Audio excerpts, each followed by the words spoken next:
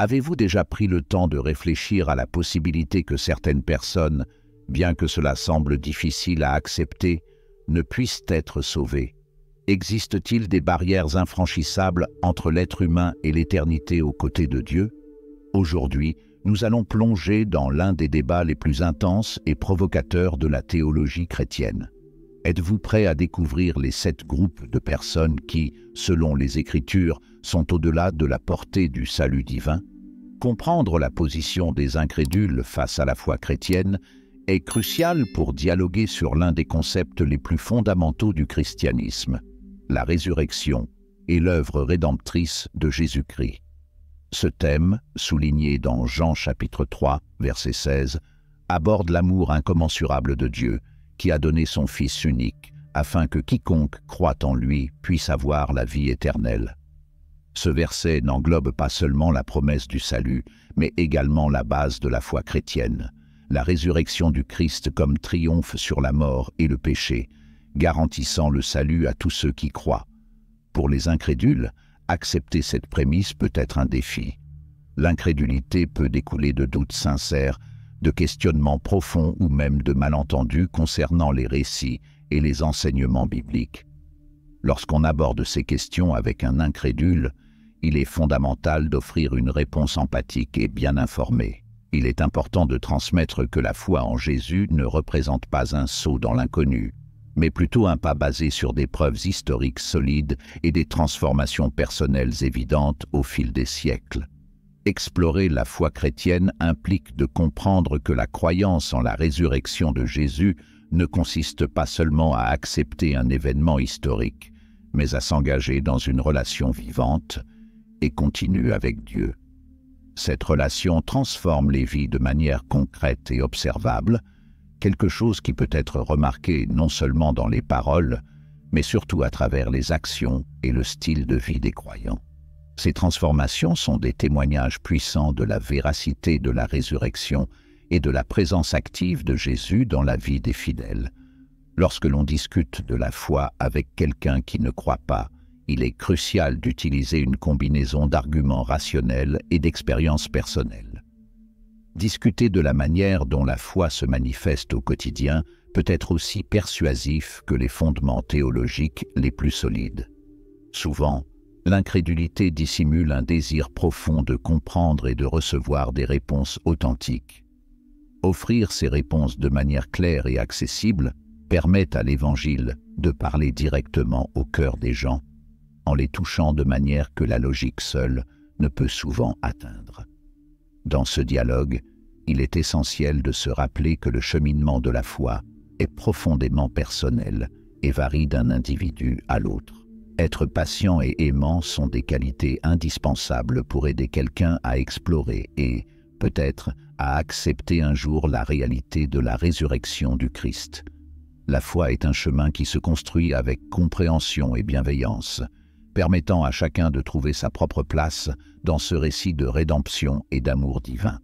En fournissant un environnement accueillant et informatif, nous ouvrons les portes pour que les incrédules puissent non seulement comprendre, mais aussi ressentir la vérité transformatrice du christianisme.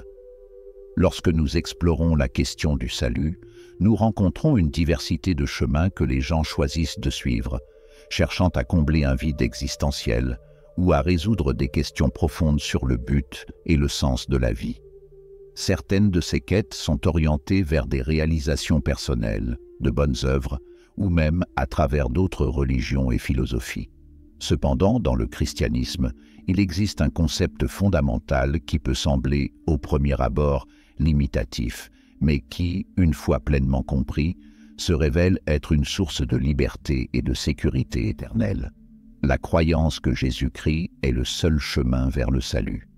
Cette vérité est clairement exprimée dans le livre des Actes des Apôtres, chapitre 4, verset 12, qui déclare « Il n'y a de salut en aucun autre, car il n'y a sous le ciel aucun autre nom qui ait été donné parmi les hommes, par lequel nous devions être sauvés. » Ce verset ne se contente pas de délimiter l'exclusivité du salut en Christ.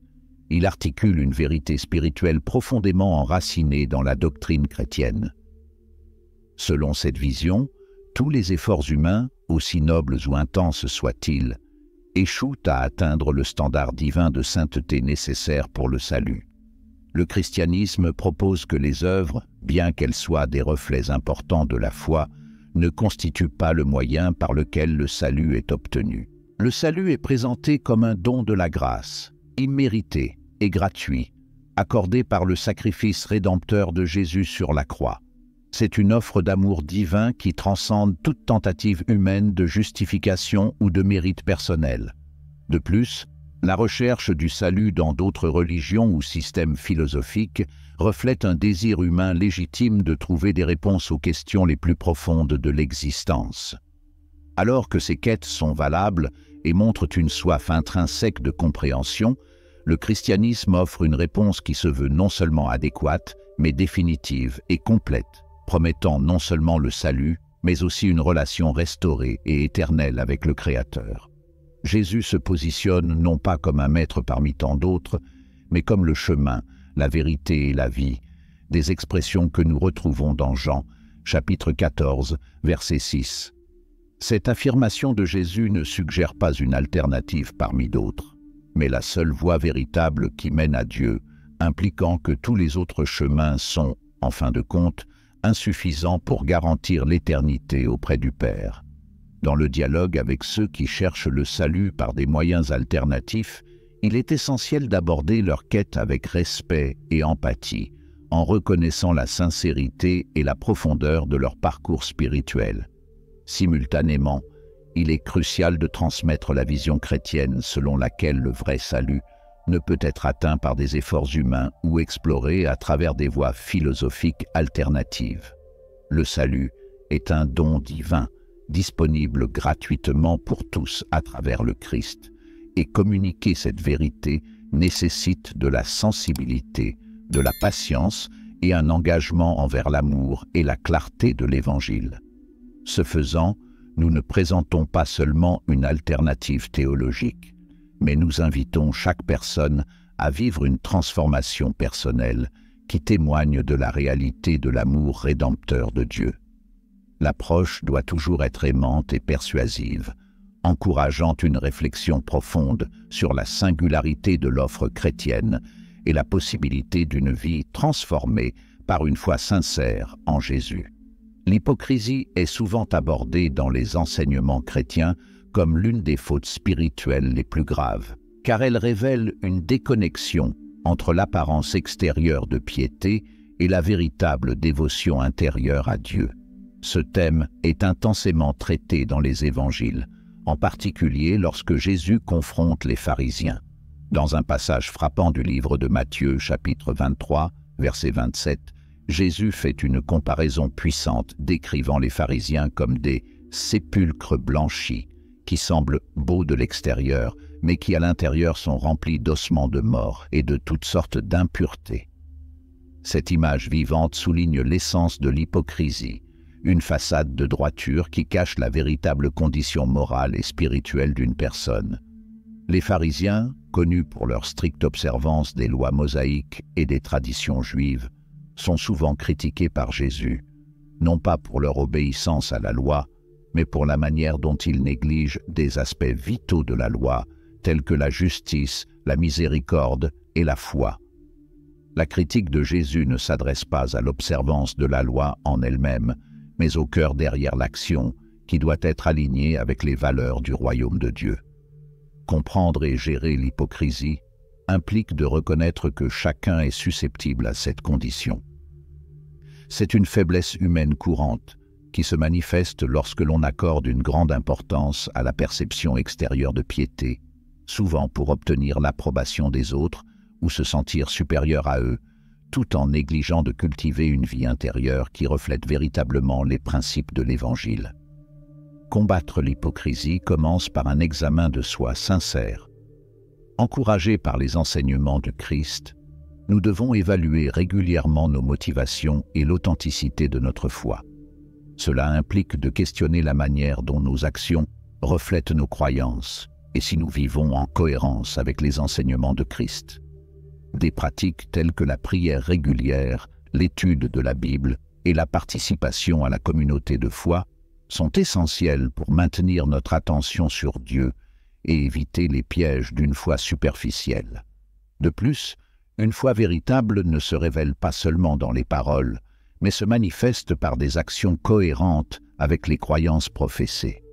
La foi authentique se traduit dans la manière dont nous traitons les autres, dans notre intégrité et notre dévouement à la justice et à la miséricorde.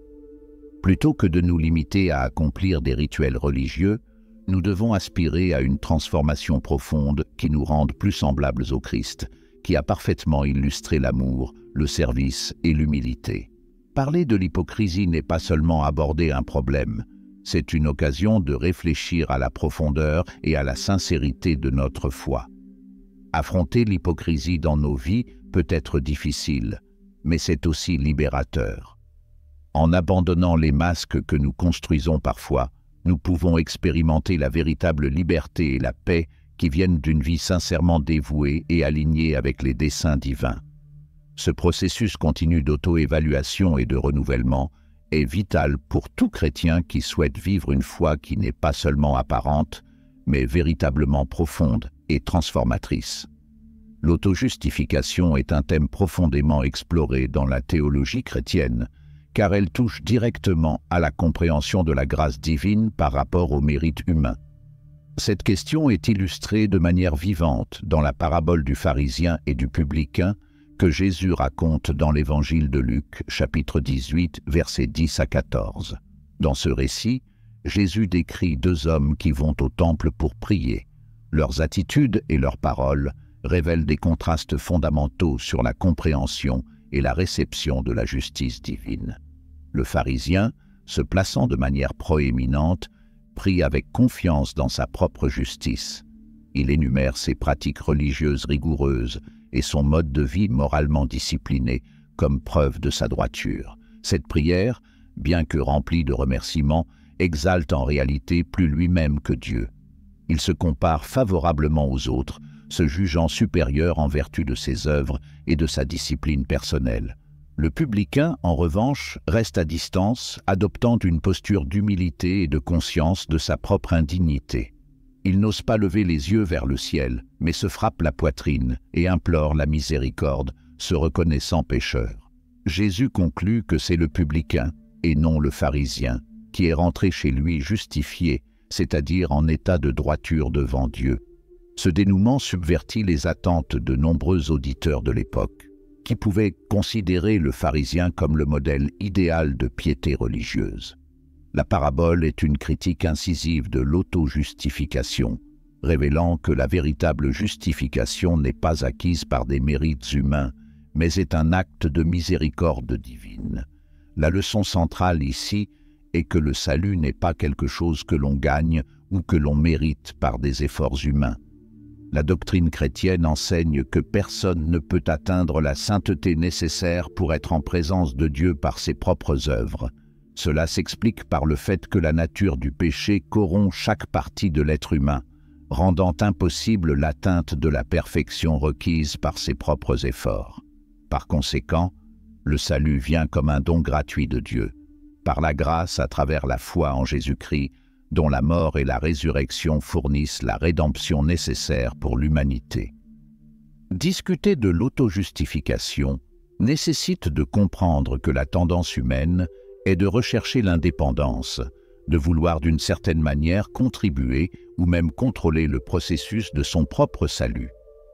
Cette inclination révèle non seulement un manque de compréhension de la nature de la grâce, mais aussi une fierté fondamentale qui doit être confrontée et guérie.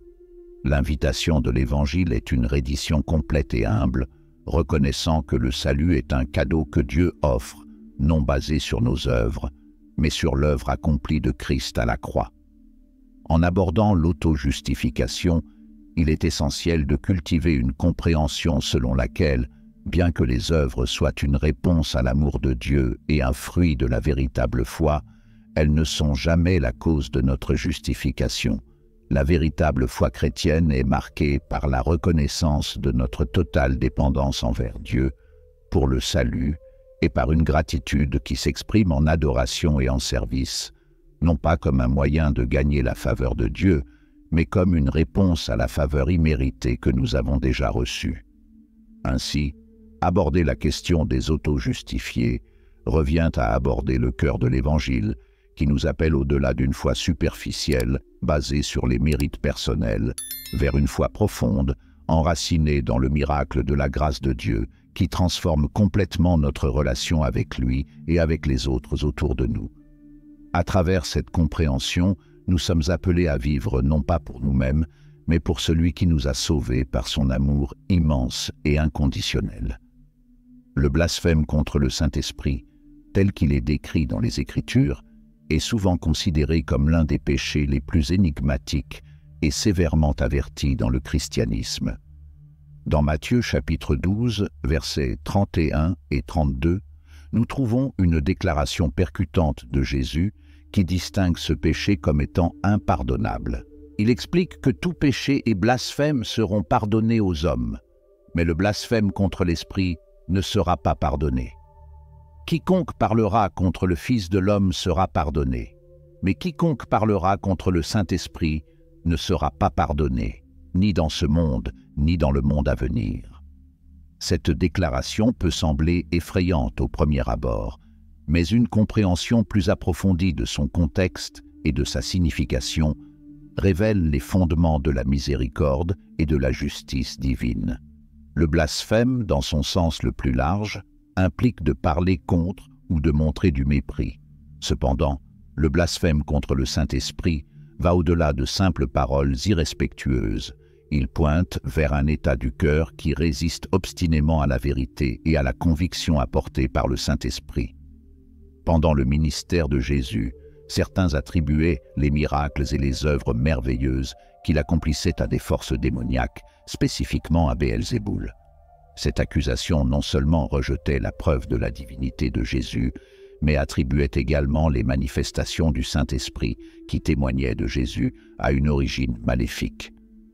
Le cœur de ce blasphème n'est pas simplement une erreur théologique ou une mauvaise interprétation, mais une résistance volontaire et consciente à ce qui est manifestement divin. Lorsque Jésus déclare que ce péché est impardonnable, il souligne la gravité d'endurcir son cœur contre l'action directe et claire du Saint-Esprit. Lorsqu'une personne s'oppose de manière aussi définitive à l'Esprit qui apporte la conviction, le repentir et la rénovation, elle se ferme essentiellement à l'unique influence capable de transformer son cœur et de la réconcilier avec Dieu. Il est important de noter que ce péché n'est pas commis par ignorance ou par une compréhension erronée, mais par une opposition délibérée et continue. Cela explique pourquoi ce péché est décrit comme impardonnable. Ce n'est pas que Dieu retienne son pardon comme une punition, mais la nature même du péché empêche la personne de chercher et de recevoir ce pardon. Le blasphème contre le Saint-Esprit révèle un rejet si profond de la grâce de Dieu que la personne devient incapable de participer au repentir nécessaire pour la rédemption. Dans la pratique pastorale et spirituelle, le concept de blasphème contre le Saint-Esprit doit être abordé avec une grande sensibilité. Ceux qui s'inquiètent d'avoir commis ce péché ne l'ont probablement pas fait, car leur inquiétude est un signe que l'Esprit travaille encore dans leur cœur. Le véritable blasphème contre le Saint-Esprit n'est pas marqué par un moment de doute ou de crainte, mais par un rejet continu et conscient des vérités spirituelles les plus fondamentales. Ainsi, en discutant de ce sujet délicat, nous devons toujours revenir à la centralité de l'Évangile, l'offre de rédemption et de réconciliation disponible par Jésus-Christ. Le centre de notre attention doit être la vastitude de la grâce de Dieu, qui est capable d'atteindre même les cœurs les plus endurcis, tant qu'il reste une ouverture, même infime, pour recevoir cette grâce. Cela souligne l'importance d'un ministère qui se consacre à dire la vérité avec amour, encourageant à la fois la conviction et l'espérance, guidant les gens vers une compréhension plus profonde et plus transformatrice de l'amour et de la miséricorde de Dieu. L'apostasie, ou l'abandon délibéré de la foi chrétienne après l'avoir acceptée, est un sujet complexe et angoissant dans la théologie chrétienne. Des personnages bibliques tels que Judas Iscario et Démas servent d'exemples douloureux de cette réalité, montrant comment il est possible d'être proche des vérités de l'Évangile et de choisir pourtant de s'en éloigner. Judas, l'un des 12 disciples, est tristement célèbre pour avoir trahi Jésus, tandis que Démas est mentionné dans les épîtres du Nouveau Testament comme quelqu'un qui a abandonné l'apôtre Paul, préférant l'amour pour ce monde présent. Aborder l'apostasie nécessite une compréhension profonde de la nature de la foi et de l'engagement que le christianisme exige. Lorsqu'une personne devient chrétienne, il ne s'agit pas seulement d'accepter certaines doctrines, mais d'un engagement de cœur et de vie envers Jésus-Christ en tant que Seigneur. L'apostasie, donc, n'est pas simplement un changement d'opinion ou une chute morale. C'est un rejet conscient et complet des croyances autrefois embrassées et une inversion de la relation auparavant maintenue avec Dieu. Les Écritures traitent l'apostasie avec une extrême gravité. Dans l'Épître aux Hébreux, chapitre 6, versets 4 à 6, nous trouvons l'un des avertissements les plus sévères sur ce sujet. Le texte décrit des personnes qui ont été éclairées, qui ont goûté au don du Saint-Esprit et aux bonnes paroles de Dieu, et qui pourtant sont tombées, rendant impossible leur renouvellement dans la repentance. Ce passage souligne la gravité du renoncement total à la foi, en pointant vers une condition du cœur où une personne, après avoir profondément connu la vérité, choisit de s'en éloigner de manière irréversible. L'apostasie est vue comme un endurcissement du cœur, où la personne non seulement s'écarte des voies de Dieu, mais s'oppose activement à l'œuvre du Saint-Esprit qu'elle avait autrefois acceptée. C'est une condition spirituelle alarmante, car elle reflète un rejet non seulement des doctrines chrétiennes, mais d'une relation vivante avec Dieu. Ce type d'attitude est décrit comme une nouvelle crucifixion du Christ, une exposition publique à l'opprobre, car il renie l'efficacité et la suffisance de son œuvre salvatrice à la croix. Aborder pastoralement la question de l'apostasie exige une grande sensibilité et une sagesse approfondie. Il est essentiel que la communauté chrétienne ne se contente pas de réaffirmer les vérités de l'Évangile de manière claire et aimante, mais qu'elle crée aussi un environnement accueillant et soutenant pour ceux qui luttent avec des doutes ou traversent une crise de foi. Un accompagnement attentif, un dialogue ouvert et une expression authentique de compassion peuvent fournir le soutien nécessaire pour fortifier la foi de ceux qui vacillent. En outre, il est crucial d'encourager un engagement continu dans les pratiques spirituelles telles que la prière, l'étude de la Bible et la communion avec d'autres croyants, qui nourrissent la foi et renforcent le lien avec la communauté et avec Dieu. Ces pratiques aident à prévenir l'apostasie en gardant le cœur et l'esprit concentrés sur la vérité de l'Évangile et l'espérance qu'il offre. Ainsi, en parlant d'apostasie, il est essentiel de revenir toujours au cœur de l'Évangile, l'amour rédempteur de Dieu manifesté en Christ. Cet amour, lorsqu'il est compris et reçu, a le pouvoir de maintenir les croyants fermes, même face aux plus grandes adversités. La clé réside dans le fait de cultiver une foi qui n'est pas seulement intellectuelle, mais qui imprègne tous les aspects de la vie, en gardant les croyants ancrés dans l'espérance et la certitude du salut qu'ils ont en Jésus. Dans la théologie chrétienne, la compréhension de la condition des morts et du rôle de la vie terrestre dans le salut est essentielle pour articuler le but de l'existence humaine et la nature du jugement divin. La Bible établit clairement qu'après la mort, le destin éternel de chaque personne est scellé, comme le montre l'Épître aux Hébreux, chapitre 9, verset 27, qui déclare « Il est réservé aux hommes de mourir une seule fois, après quoi vient le jugement ». Ce verset souligne que la vie terrestre est la seule opportunité pour l'humanité de chercher la réconciliation avec Dieu à travers Jésus-Christ, et qu'après la mort, il n'y a plus de chance de changer ce destin éternel. La doctrine selon laquelle il n'y a pas de seconde chance après la mort sert d'appel urgent à la réflexion et à l'action durant la vie. Elle souligne l'importance de chaque moment de l'existence terrestre comme une opportunité précieuse pour prendre des décisions qui auront des implications éternelles. Cette perspective transforme la manière dont les chrétiens perçoivent la vie, la mort et l'évangélisation. La mort n'est pas simplement considérée comme la fin de la vie biologique, mais comme la clôture définitive d'une période de grâce donnée par Dieu pour le repentir et la foi. Cette conception crée une urgence palpable dans le cœur des croyants pour la diffusion de l'Évangile.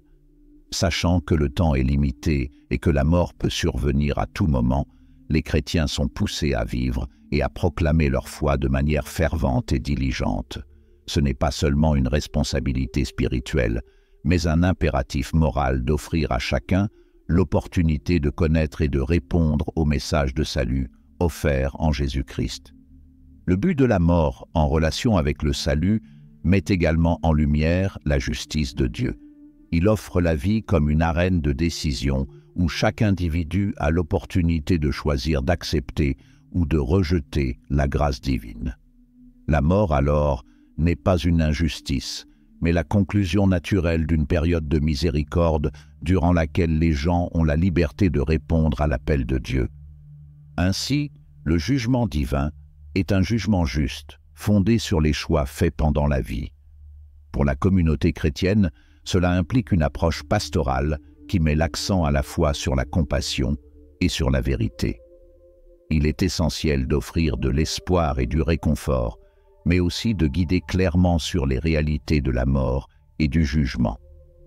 L'Église doit être un lieu où les vérités concernant la vie, la mort et l'éternité sont enseignées avec clarté, offrant aux gens les ressources spirituelles nécessaires pour comprendre et faire des choix éclairés sur leur cheminement spirituel. De plus, cette doctrine influence profondément le soin pastoral envers les mourants.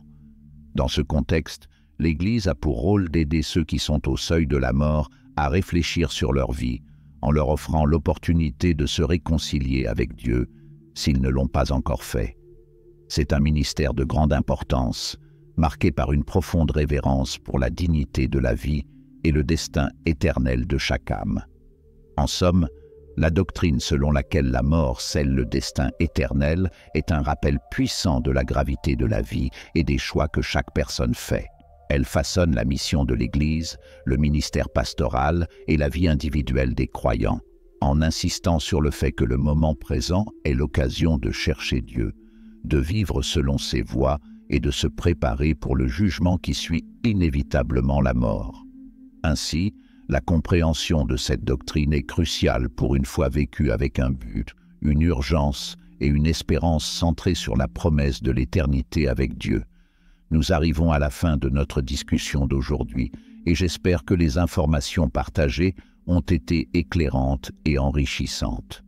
Si cette vidéo a éveillé de nouvelles idées, ou si vous avez des expériences ou des pensées à partager sur ce sujet si profond, n'hésitez pas à laisser votre commentaire ci-dessous. Votre perspective est très précieuse pour nous.